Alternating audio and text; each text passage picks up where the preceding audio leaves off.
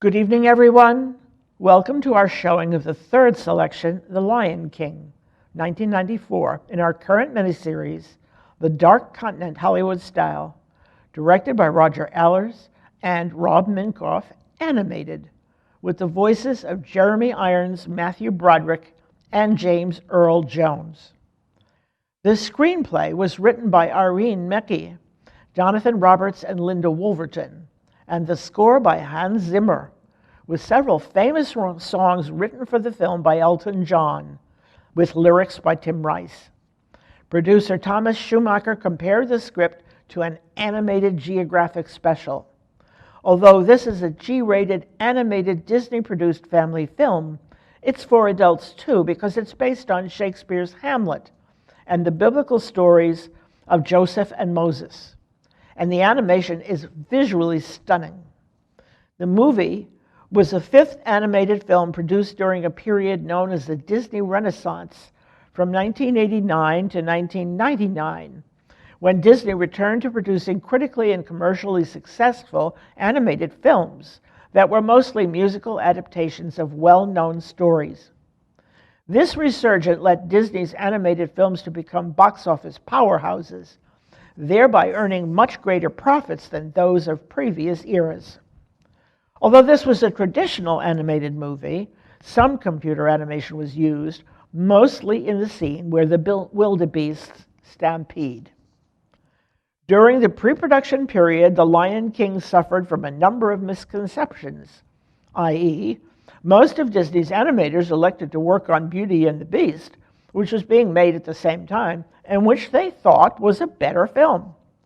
Some of the actors, including Jeremy Irons, thinking that Pocahontas, also made at the same time, was another better movie, chose not to take a percentage of the profits and merely took their own salaries, leading to much chagrin when the film went on to gross nearly $1 billion, that's with a B, at the box office. More than 600 artists, animators, and technicians contributed to this movie. 13 of the supervising animators were responsible for establishing the personalities and setting the tone of the film's main characters. Nearly 20 minutes of the film, including the I Can't Wait to Be King sequence, were animated at the Disney MGM studio facility. But a few weeks before the film's release, the 1994 Northridge earthquake closed down the facility and forced the animators to finish their work remotely. Jim Fowler, a renowned wildlife expert, visited the studio several times with an assortment of lions and other animals to discuss animal behavior and help the animators give their drawings authenticity.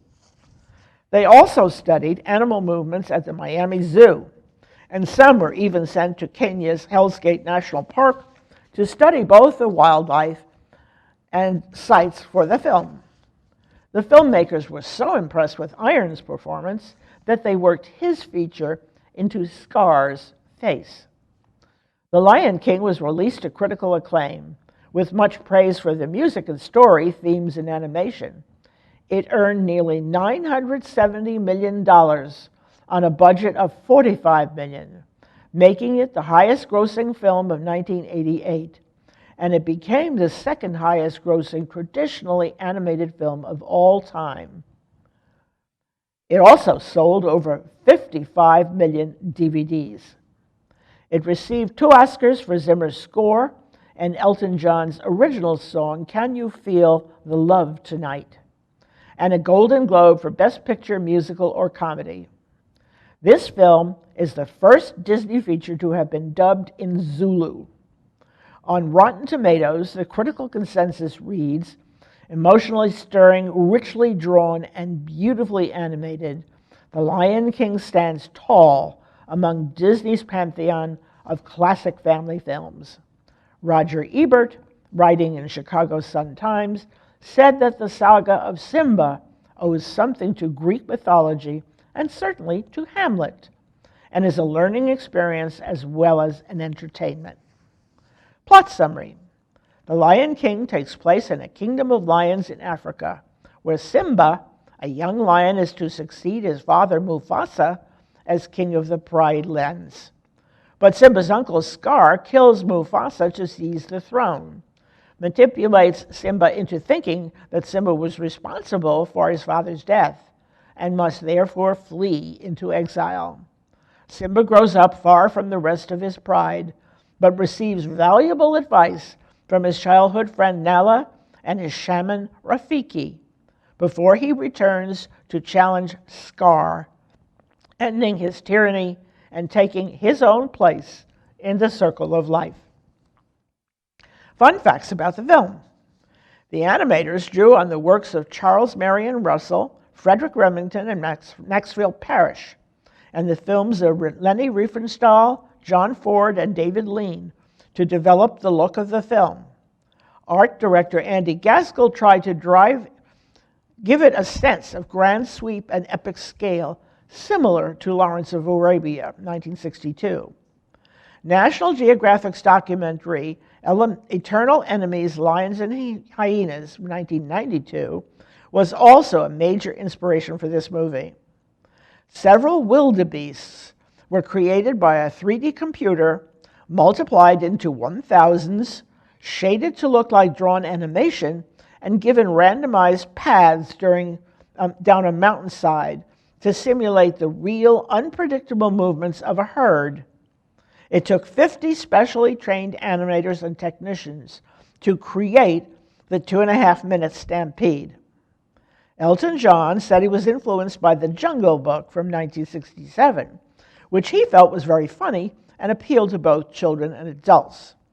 He wrote several songs with Tim Rice for the film, including Can You Feel the Love Tonight, which plays over the end credits. Zimmer infused the score with traditional African music and choir elements arranged by Lebo M., a South African composer who formed and conducted the African choir that sang for the film. The use of the song The Lion Sleeps Tonight in a scene with Timor and Pumbaa led to disputes between Disney and the family of South African musician Simon Linda, who composed the song in 1939. In July 2004, Linda's family sued Disney, seeking $1.6 million in royalties, ultimately reaching an undisclosed settlement. On its release, the film was accompanied by an extensive marketing blitz, selling tie-in merchandise from the likes of Burger King, Nestle, and Kodak, totaling 185 different licensed products. In 1994 alone, Disney earned over $1 billion from the sale of these products. Frank Werker provided all the lion roars. There are no recorded ones. At around 25 minutes at the end of the scene, where Zumba explains to Simba that the stars represent old kings, we see the constellation of Leo in the sky. Several characters' names are based on Swahili words. Simba means lion, Nala, gift, Sarati, mirage, Rafiki, friend, and Pumbaa, simpleton. There are 2 hidden Mickey mice, one at about the 40-minute mark when a bug that Timor pulls out of the knothole during Hakuna Matata sports Mickey Mouse ears. The other is seen when Mufasa tells Sarati about the great kings of the past. You see a Mickey Mouse in the wide shot of the stars. At about 29 minutes, during Be Prepared, the hyenas marching by Scar on an elevated road were inspired by footage of Nazi soldiers marching past Hitler. The adult Simba's mane was inspired by Bon Jovi's hair. Rafiki is the only character who doesn't have an American or British accent, and occasionally he even speaks in Swahili. More than 1 million drawings were used for the film, including 1,197 hand-painted backgrounds, 129,058 individually colored frames of film. At the end of the film, at around 1 hour and 22 minutes, as Simba looks up at the stars and hears "Remember," you can make out a lion standing among them representing Mufasa's star sign.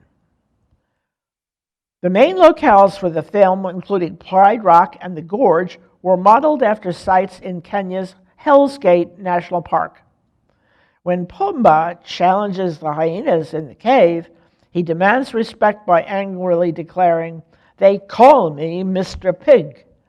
This is a reference to Sidney Poitier's statement in The Heat of the Night, 1967, when as Detective Virgil Tibbs, he too demands similar respect, saying, "They call me Mr. Big." Things to look for. Reference to Hamlet, the biblical stories of Joseph and Moses, Zimmer's prize-winning score and John's Oscar-winning song, Irons' features on the face of Scar, the look of the film, referencing the works of Leni Riefenstahl, David Lean, John Ford, the use of Swahili names, the adult Simba's Bon Jovi-like mane, not a single recorded lion roar, all of them voiced by a human being. Check out the starry skies for hidden images. And Pumbaa's demand, "They call me Mr. Pig." Now it's time to view The Lion King. Sit back, settle down. Please remember it may take a few minutes for the film to roll. Enjoy.